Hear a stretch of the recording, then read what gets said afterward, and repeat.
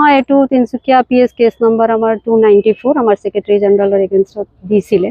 এইটো SC/ST act লগাই কিনে কেছটো দিয়া হৈছিলে। সেইটো কেছত আমাৰ হাইকোৰ্টত কোৱাশ্বিঙত গৈছিলোঁ আমি, যিহেতু মই তেওঁৰ ইয়াত এডভোকেটো আছিলোঁ along with senior advocate Pratikdev sir. তো ইয়াত আমাৰ ৰিজেক্ট হৈছিলে only on the ground of maintainability, যে ইয়াত এইটো ফাইল কৰিব নালাগে। আমি হাইকোৰ্টত সেইকাৰণে গ'লোঁ। তাত আৰু অন্তৰিম জমানত দিছে তেওঁ ইণ্টাৰিম বেল আপ টু 22 নৱেম্বৰলৈকে। তেতিয়া ফাইনেল শুনানি হ'ব। তাৰপিছত ফাইনেল কি হয় তেতিয়াহে আমি গম পাম।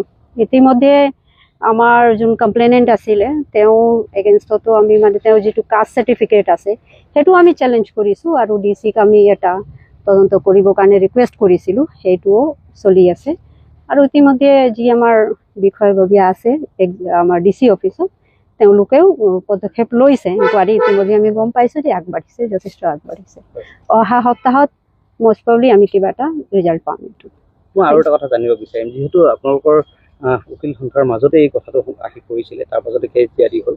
কিন্তু এটা ল মতে আমি জানিব পাৰিছোঁ যে কোনোবা এজন উকিলে মানে ডাঙৰ তেখেতলোকৰ ড্ৰেছৰ ওপৰত বা এনেকুৱা ধৰণৰ এটা ল আপোনালোকৰ প্ৰভিডাৰ হৈছিলে।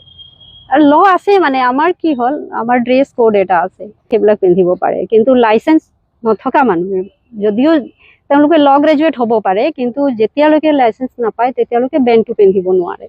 তো সেইকাৰণে আমাৰ প্ৰথম যিটো কেছ দিয়া হৈছিলে তেওঁ ল গ্ৰেজুৱেট হয় ছোৱালীজনী, কিন্তু তেওঁৰ লাইচেঞ্চ নাই। সোধোতে আমি গমো পাইছোঁ যে তেওঁৰ লাইচেঞ্চ নাই, তথাপিও তেওঁ বেণ্ড পিন্ধি বিভিন্ন কোৰ্টত এপিয়াৰ কৰিছিলে। চ' সেই সংক্ৰান্ততে আমাৰ মানে কমপ্লেইনটো দিয়া হৈছিলে যে তেওঁ ইম্পাৰ্চনেশ্যন কৰিছে। তেওঁ এডভোকেট নহয়, কিন্তু এডভোকেট হয় দেখাইছে কোৰ্টত। সেই কেছতো আৰু বিভিন্ন আমাৰ চৰকাৰী অধিবক্তাও ষ্টেটমেণ্ট দিছে, সেইটো তেওঁ এপিয়াৰ কৰিছিলে।